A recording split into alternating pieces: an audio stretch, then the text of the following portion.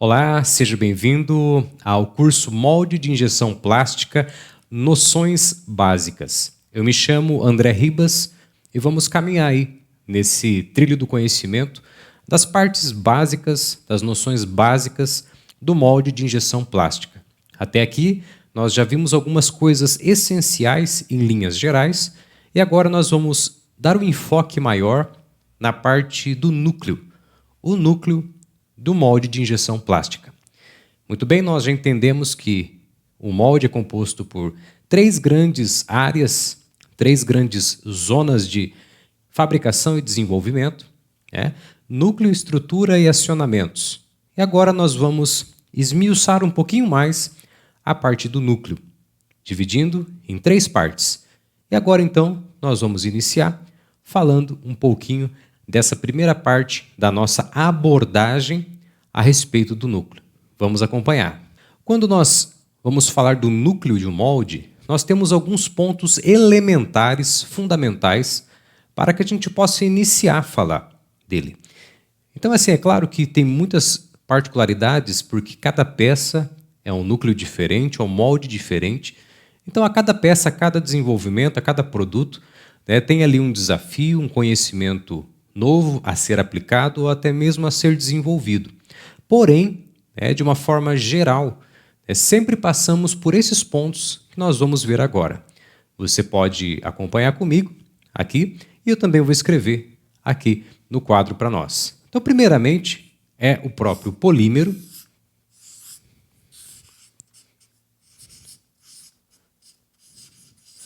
Em seguida, nós fazemos um check do design.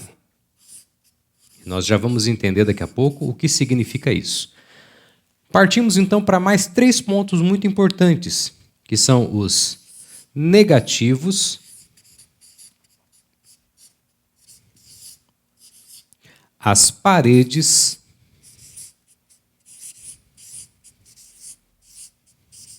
e os ângulos.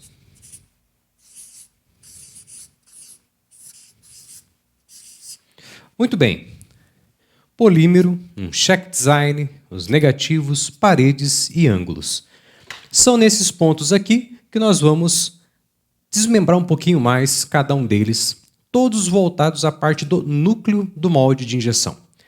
A nossa chave de conhecimento, de entendimento disso tudo aqui, é a partir dessa ótica do molde de injeção. Você vai perceber que todos esses pontos, inicialmente, eles dizem respeito ao próprio projeto do produto, ao próprio desenvolvimento do produto.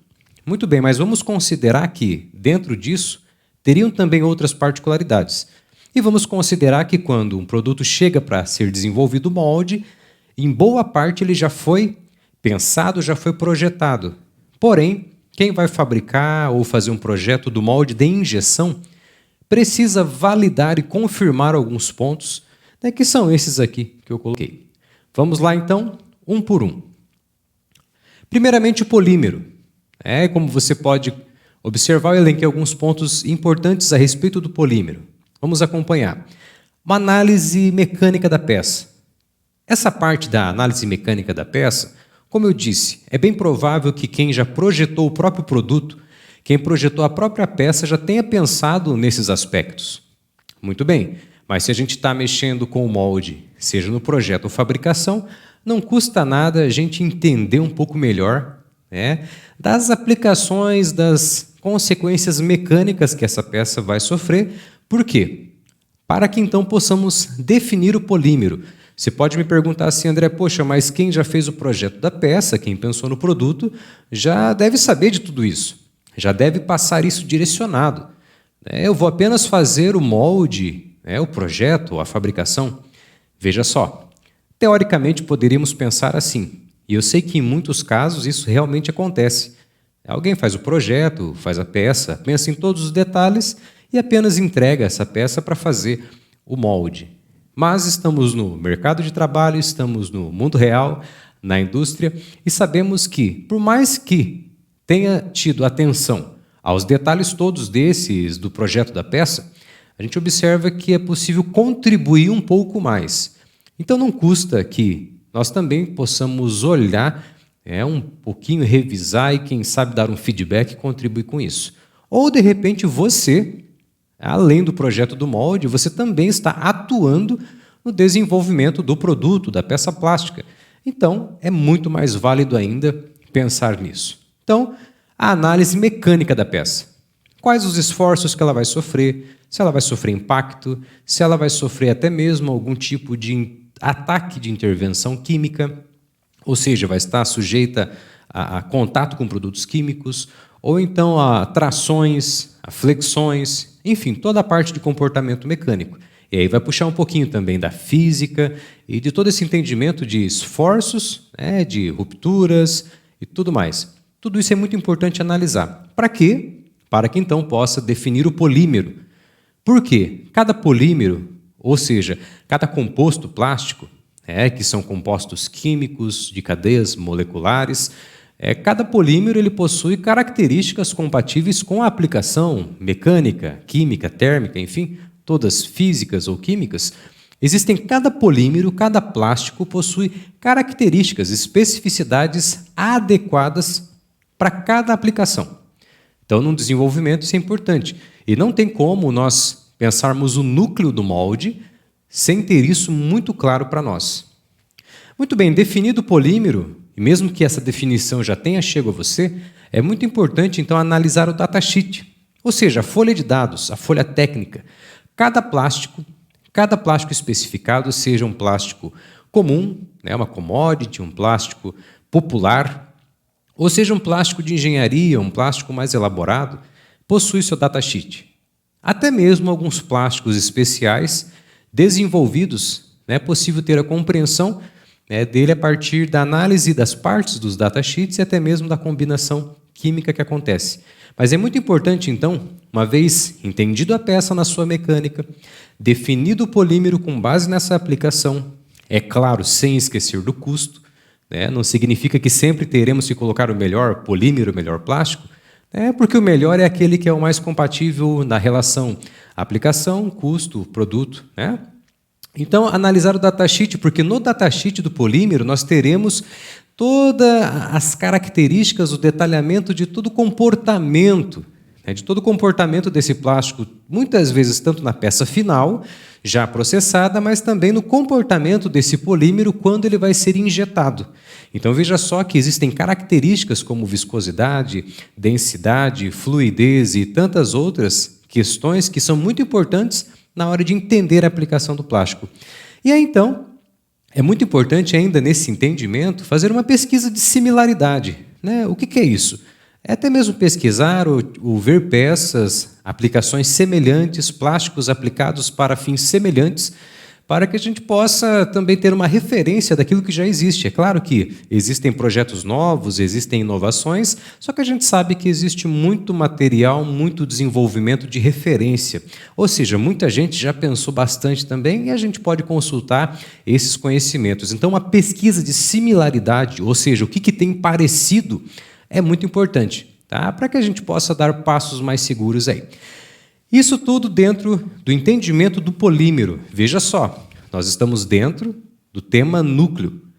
Primeiras coisas. Então é muito importante, falando-se de núcleo, ter essa visão do polímero, do plástico, certo? Vamos lá então, seguindo com o check design. O que é isso? Na verdade, é uma checagem da geometria, uma checagem do formato da peça. Veja que não estamos falando aqui de design enquanto concepção de produto de mercado. Entende-se que o quê? Que já foi pensado nisso previamente. Na hora de fazer o molde, isso já foi pensado. Só que esse check design que eu falo para você é uma checagem geométrica. É uma checagem construtiva de forma, de formato, enfim, de como a peça é realmente, mecanicamente falando. É uma análise, é um estudo da própria peça em si, do comportamento dela. Provavelmente, naquela primeira etapa de comportamento mecânico, você já viu muita coisa. Só que nós precisamos ter um olhar específico daquilo que impacta o projeto do molde e a fabricação do molde. Então, esse check design, nós temos então uma compreensão total da peça. É muito importante. Então, assim, existe aquela filosofia de que a peça chegou para mim, eu vou apenas fazer o molde. Isso é passado. As coisas não funcionam assim. A peça chegou até você, é muito importante compreender toda ela, a aplicação, tudo que vai acontecer com ela, onde ela vai encaixada, onde ela vai instalada, enfim. E nesse caso agora do check design, o primeiro passo é esse, compreender bem a peça. Por quê? Porque depois nós vamos analisar, né, as regiões, ou seja, as partes da peça, parte a parte, por mais simples que seja. E dentro dessa análise, nós vamos também compreender as funções, partes críticas, partes ajustáveis, partes que necessitam de uma exatidão dimensional ou que admite alguma tolerância a mais. Sabe por quê? Porque na fabricação, por mais perfeito que fique, nem sempre fica exatamente igual. É claro que existem processos fantásticos de precisões muito grandes, realmente, mas sabemos que nem sempre são esses processos, tanto de fabricação, ou de injeção, ou de qualidade final, que estão ali próximo de nós, ao nosso alcance, ou que cabem no orçamento. Então é muito importante, então, ter essa compreensão também das funções. E aí, então, uma coisa muito legal é você imprimir esse desenho de produto, esse desenho da peça, ou se você tiver um protótipo, uma impressão 3D, fazer anotações, anotações, tanto para que você possa fixar esse entendimento da peça, ou até mesmo reportar, ou até fazer um feedback, para o seu cliente, para o seu parceiro, para o seu time, para o seu diretor, enfim, para os stakeholders de um projeto. É muito importante porque, seja para fabricar ou para projetar um molde, você ter toda essa compreensão anotada, analisada, estudada de matéria-prima, da matéria-prima adequada, de como funciona a peça, partes críticas. Veja só, olha a diferença do cunho técnico e até mesmo do domínio, do que vem depois. Até então, estamos nos preparando para entrar diretamente no núcleo do molde. Esse foi o segundo ponto, o check design. Vamos para o terceiro, então, que daí já é uma parte mais técnica da peça, que eu coloquei nesses primeiros passos, que são os negativos. O que são os negativos? Eu até coloquei uma imagem aqui do lado, duas, aliás. A primeira delas, que é esse tubinho, nós vamos observar que existem partes que elas não são fabricadas, elas não são sacadas do molde do método apenas convencional. Ou seja, molde abrindo e fechando. Nós temos intervenções mecânicas, sistemas mecânicos que atuam em conjunto, nessas partes negativas, ou seja, as partes que não estão favoráveis à extração horizontal, no caso, a extração simples do molde, e é necessária uma intervenção extra. Vamos lá, então. É o que nós chamamos de regiões negativas. Quando nós pegamos, então, uma peça, um produto, um desenho, nós fazemos essa análise do que é negativo, ou seja, daquilo que precisa de um sistema mecânico adicional, ou até mesmo de uma atuação extra no molde, que geralmente, é claro, será mecânica, mas dentro disso, em tantas opções possíveis. E dentro disso, avalia-se a viabilidade. Sabe por quê? Porque muitas vezes, quando é pensado um produto, é pensado no produto ideal, o produto perfeito. Mas quando nós vamos pensar o molde desse produto perfeito, muitas vezes isso eleva custo. Porque, como eu falei para você, o negativo ele é um sistema, um dispositivo extra do comum, ele sai um pouquinho do comum. Não é nada assim também absurdo, porém, muitas vezes adiciona custo no molde. São R$2.000, R$5.000, 10 ou mais por parte, que necessita de uma atenção especial, de uma atuação mecânica diferenciada. Então, por isso é importante daí verificar a viabilidade. Se aquela parte realmente ela é vital, se o produto depende daquele negativo. Se ele depende, faz parte do custo, faz parte da necessidade do projeto. Se de repente pode ser substituído, por que não? Em seguida, então, é entendido e observado os tipos de mecanismos adequados. Existem gavetas, pistões, mandíbulas, outros tipos de acionamento, enfim. Um molde ele é mecânico, então você pode explorar todo o universo da mecânica ali nessas possibilidades, seguindo alguns princípios. Então, é observado as opções de mecanismo para aquele negativo, ou seja, para aquela região da peça que necessita dessa intervenção mecânica específica. Depois, então, é feito essa revisão da peça. Como que é essa revisão da peça? Poxa, realmente é necessário? Sim. O custo admite? Sim. Vamos aplicar. Ah, realmente é necessário? Não. Vamos atualizar? Vamos. Então, dependendo do acordo, você mesmo vai atualizar se o produto é seu, você é uma startup, você mesmo está desenvolvendo, ou você vai comunicar ao parceiro ou o fornecedor, enfim. Mas é feita essa revisão e nós retomamos, então, esse ciclo, né, observando cada ponto aí. Faz-se também a revisão de orçamento, né, ou seja, porque, como eu disse, a cada ponto desse específico da peça, muitas vezes acontece uma diferença, um aumento de orçamento, ou uma diminuição também. Mas é muito importante ter esse olhar. E, enfim, chega-se a uma definição final dessas partes negativas da peça. Muitas vezes, dependendo da experiência ou do enfoque de quem desenhou o produto, quem pensou o produto, existem negativos, digamos, inocentes. Sabe quando muitas vezes quem pensou a peça não imaginou que no molde aconteceria isso? Mas nós estamos com enfoque no molde, agora falando do núcleo, e nós temos essa obrigação de olhar essas partes, entendê-las, ver quais são as mais adequadas, e você pode aprofundar depois esse conteúdo a partir de literaturas ou outras pesquisas, para então chegar à definição final mais adequada e compatível com a relação produto, custo, molde e fabricação. E agora, seguindo então, nós temos um outro ponto importante, que são as paredes. O que são a análise de paredes? Quando eu falo paredes, é realmente a espessura, é a parede do produto. Você pode observar que uma peça plástica ela possui variações de parede, ou seja, como tem aí aqui na foto, esses utensílios domésticos, aí, copo, prato, uma tigelinha, um garfo, você pode observar que possuem uma espessura. Essa espessura varia de acordo com a aplicação, com a ergonomia, com a necessidade de resistência, mas é muito importante analisar essas paredes, por quê? Porque paredes grossas, às vezes, pode causar deformação.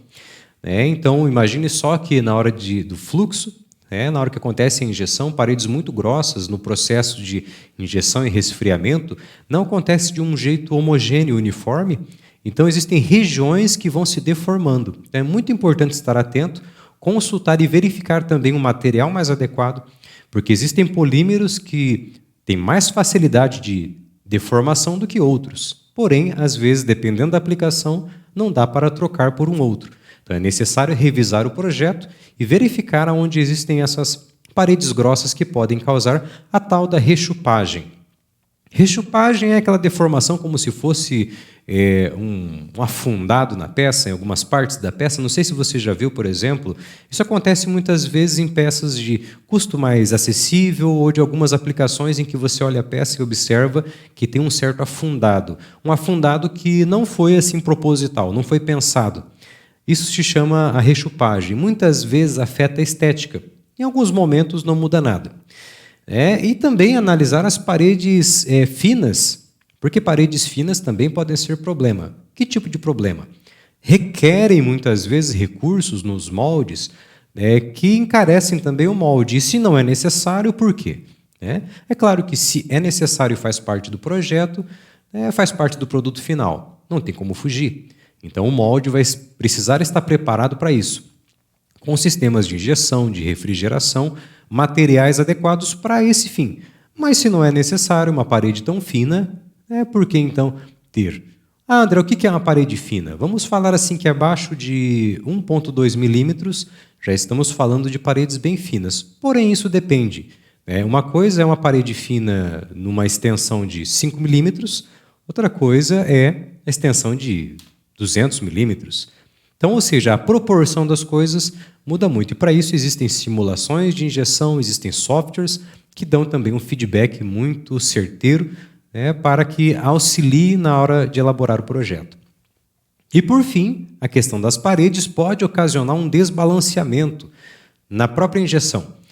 Por isso é necessário esse estudo e muitas vezes uma simulação, porque se eu tenho um produto com muitas diferenças de parede, é necessário que o material ele percorra de um jeito uniforme e que preencha toda a peça sem deformidades ou falhas de preenchimento. Por isso, então, variações de parede, ou seja, um produto que eu tenho uma parede de 6 milímetros e uma outra parte ele tem 1 milímetro. Como que funciona? Como que funciona a geometria disso? Então, é importante ter esse conhecimento e aprofundar. E quanto mais se analisa, mais se entende, E quando é possível simular ou acompanhar simulações, maior o repertório e mais seguro fica cada uma das decisões. Mas tudo isso dentro do entendimento da análise de paredes e espessuras de um produto plástico. Muito bem. Caminhando agora para o último tema, vamos falar então do ângulo, geralmente conhecido como ângulo de extração. Mas vamos analisar os ângulos da peça como um todo. E aí, lembrando um pouquinho do que nós já falamos, se existem lugares com ângulos negativos, precisam ser avaliados. Por quê? Porque pode danificar a peça. Se são necessários para o produto, requerem um sistema mecânico adicional. Se não são necessários, é importante que eles fiquem favoráveis, ou seja, ângulo positivo. Você pode observar essa tigela aí do lado, que ela é uma tigela cônica. Então, ou seja, quando eu vou fabricar essa peça, é muito simples, muito tranquilo, na questão do ângulo. Por quê? Porque ele está totalmente favorável. Eu tenho uma parte do núcleo, a parte interna e a parte externa, onde essa peça pode ser sacada com facilidade. Por isso, então, nós chamamos de ângulo de extração. Porém, nem todos os casos são iguais ao dessa tigela e eles precisam de um ângulo muito pequeno, muito discreto, para não dar diferença dimensional. Nós estamos falando de ângulos mínimos de 1 grau, 2 graus. Há regiões que, de repente, precisam de meio grau. Por quê? Por causa da diferença dimensional. Você imagina que eu preciso de uma parede quase reta. E se ela tem 200 milímetros, se eu colocar 1 grau nessa parede, a diferença do meu ponto inicial para o ponto final vai ser muito grande. E, às vezes, o produto não aceita. Então, por isso é necessário analisar. Por quê? Quando eu não posso colocar muito grau, de repente eu estou falando de meio grau, eu necessito analisar dispositivos que também facilitem a extração. Ou há casos que não tem como fugir. Precisaremos colocar um ângulo de 1,5 grau, 2 graus, para poder sacar a peça.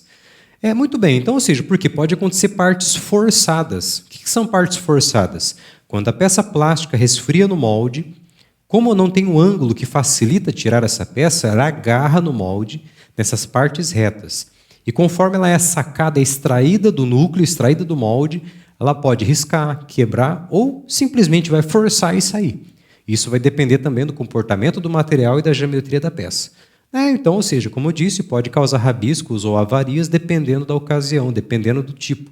Mas é muito importante que esse tópico não passe batido. Aliás, todos esses precisam ser considerados. Tudo isso entendido, verificado, analisado, nós podemos, então, ir para as próximas etapas. Tudo isso que nós falamos é as primeiras coisas, os primeiros itens a serem analisados para, então, executarmos, para então começarmos o projeto verdadeiramente do núcleo, verdadeiramente do molde. Então, ou seja, porque aqui nós temos todo o entendimento da engenharia do produto, o entendimento do desenvolvimento do produto, e aí então nós podemos executar com base nesse estudo. E nós teremos mais 2 temas pela frente, falando de mais aspectos do núcleo do molde. Tá bem? Obrigado por ficar até aqui e até a próxima aula.